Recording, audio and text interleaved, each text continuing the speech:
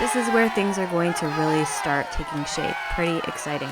In this lesson, I'm going to give you 10 tricks to recording phenomenal content. I'll cover common questions and give you some resources so that you have everything you need to pump this thing out. In this lesson, we'll cover screencasting. We'll cover why you must create your content first and then record next, how to pace yourself, what if you F up, how much editing you need to do. We'll talk about scripts. I'll give you some more direct-to-camera tips and resources, where to outsource if you've got the budget, how to nail your recording if you have a super tight budget, and how to combat self-sabotage because it's totally normal and you're probably going to have to move through it with this course. So that's what we're going to discuss here. We're going to dive right into recording instructions, starting with screencasting. Trick number 1 is screencasting. If you're planning on making slides and videos the way I've done it in this course, I'm going to show you exactly how I've done it. As mentioned, I use Canva to build out the slides, download them as a PNG file, and then I just drag them into Keynote. I do it this way because it's the easiest way for me to do it. Next, I open up ScreenFlow and push record, and that's basically it. I use a Blue Yeti mic that plugs directly into my USB port so I can get upgraded sound. And if you have a PC, you can use PowerPoint instead of Keynote and Camtasia instead of ScreenFlow to record your screencast. And you guys, that's basically it. Once the video is done, I upload it to Kajabi, which is my member site. I've also made you a few step-by-step tutorials in Module 5 to show you technically exactly how I do it. Like I said, the most difficult thing about making a course is actually the outline and building a really solid foundation. A few quick pointers if you're going to create your course with slide decks like I'm suggesting. I would advise you to create first and record next. This is trick 2. I want you to make sure that you've totally finished your slides before you start recording. This is important, so I'll mention it again. The flow of your course will benefit, and this will make you a much better teacher. So make sure you have totally finished your slides before you start recording. You'll know exactly what comes first, what comes next, what comes last, and how every little part fits together. It really does make a difference. And if your content is totally finished, you can reference each training and enhancement download in your videos, like what's coming up and where your students can go back to refresh their memory in case they forgot. And if you find yourself mentioning something again that you don't want them to miss, it's really good to just know the bigger picture. Also, I don't want you to forget to celebrate after you complete your outline, celebrate after you complete your slides, celebrate after you complete your videos. These are big frickin' wins. Have a fancy dinner with your crush, take the day off and go to the beach. Celebrate. This is really important because you're on your way to making a creative tool that's going to change your life and the world. Celebrate every step of the way. You just need to hang in there at this point and just keep moving forward. Trick 3 is that I want you to make sure that you pace yourself. When you're ready to record, I suggest only recording a few videos a day. Recording is actually unexpectedly exhausting, and you want to be bursting with energy and enthusiasm, and this is true whether you're doing screencasts or direct-to-camera. If you're tired even a little bit, it totally shows, so pace yourself. I usually am able only to record 2 videos a day when I'm screencasting. First, I go through my slides and make sure that I know what I'm teaching. Then I record it. Then I edit a bit. This takes me a few hours just for a 15-minute video, actually, because I tend to say a lot of ums and screw up a lot. So find your pace. Don't overdo it. You have a few weeks to record your videos in your 80-day to-do list, so you'll most likely need all of this time to get these first videos recorded. And it does get easier the more you do it. Here is a pro tip. I don't know, I used to do this a lot, but lately I've been kind of lazy. Try standing up when you're recording. A lot of people also stand up when they're doing webinars. I find that this helps me sound more energetic. Also, smile when you talk. People will be able to tell. But like I said, if you have tons of stuff to record, standing up is kind of exhausting. Trick 4, what do you do if you F up? And I do that a lot, so I'm kind of an expert at this. What I do is I just keep recording.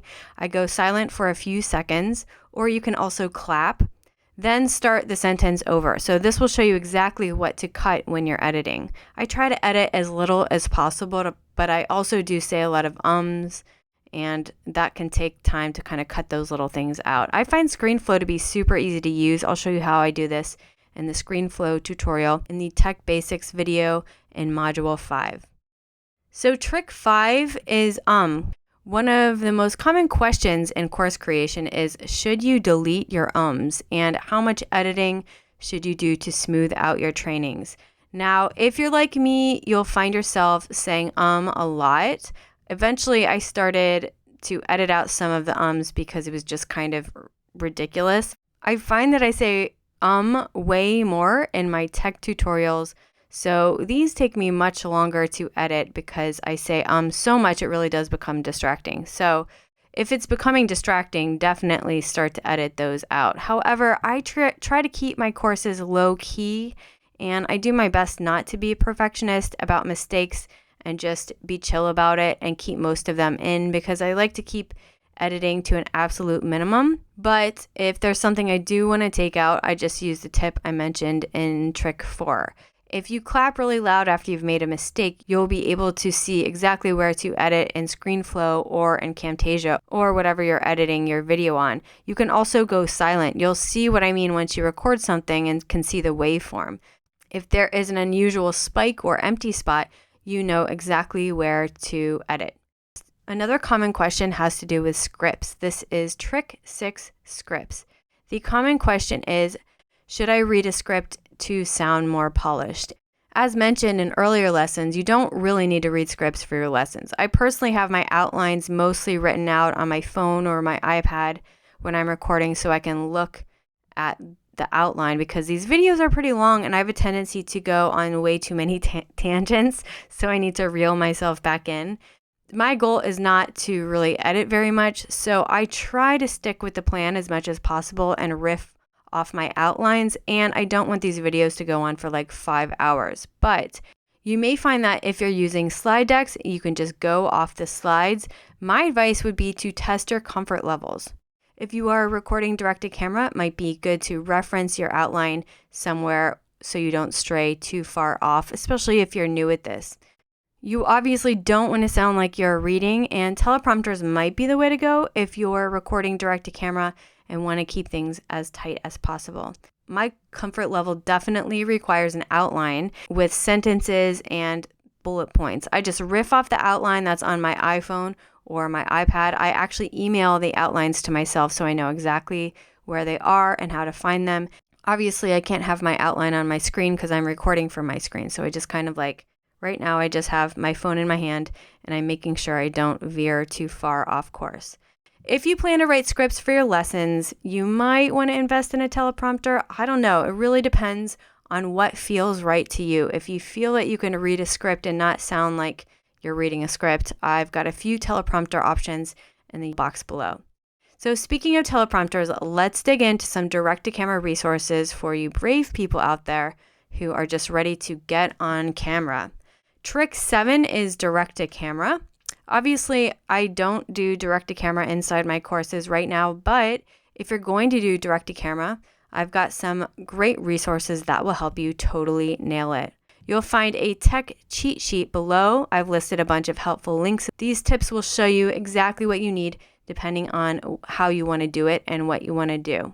Trick 8 is something I mentioned briefly in lesson 1 of this module. It is outsource.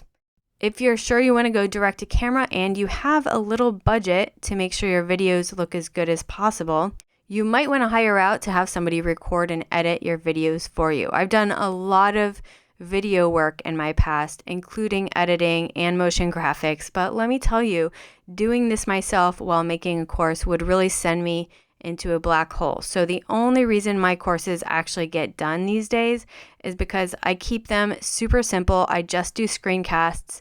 I keep it as basic as possible. And if I were you and you want to go direct to camera, I would outsource this part for your project. This is because I know what it takes to make things look super professional, and it's more stressful and time consuming than it looks. And you really don't want to take the focus away from actually putting together your course. I mean, once it's recorded, then we step into a whole new part of the project, which is going to be sorting out a member site.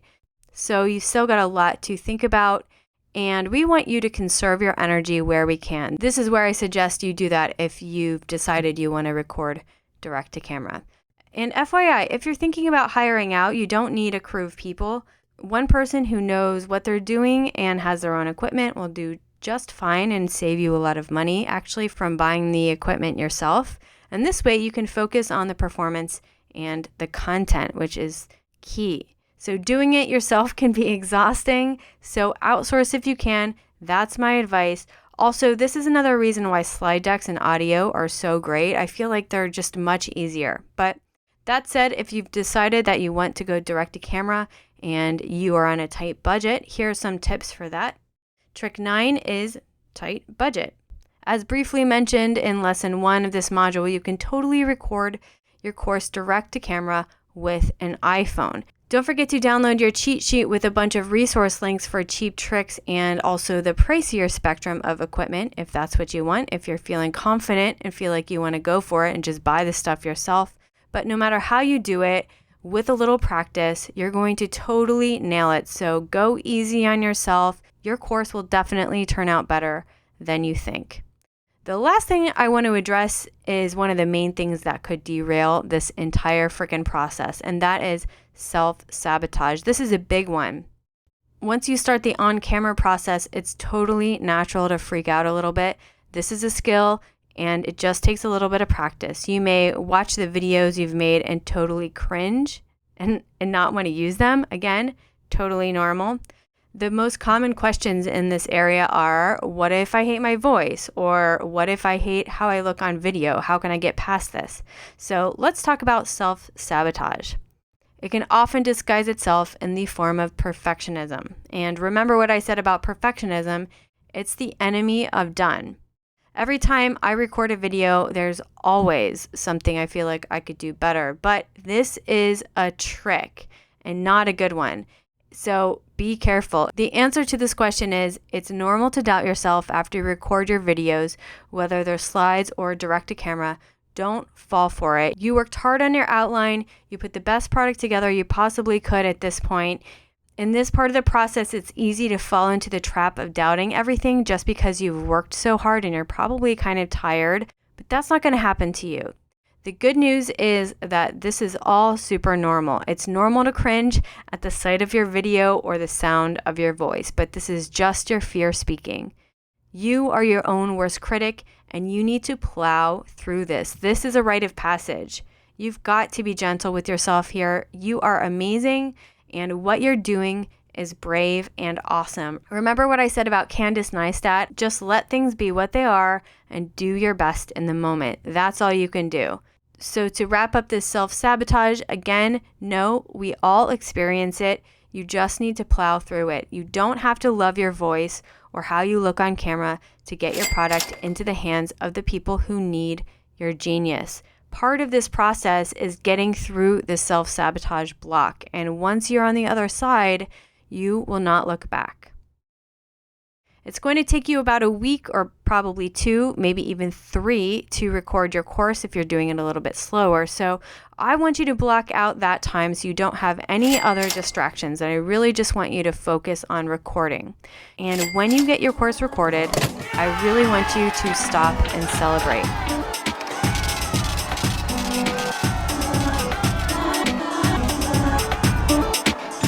Follow the yellow brick road.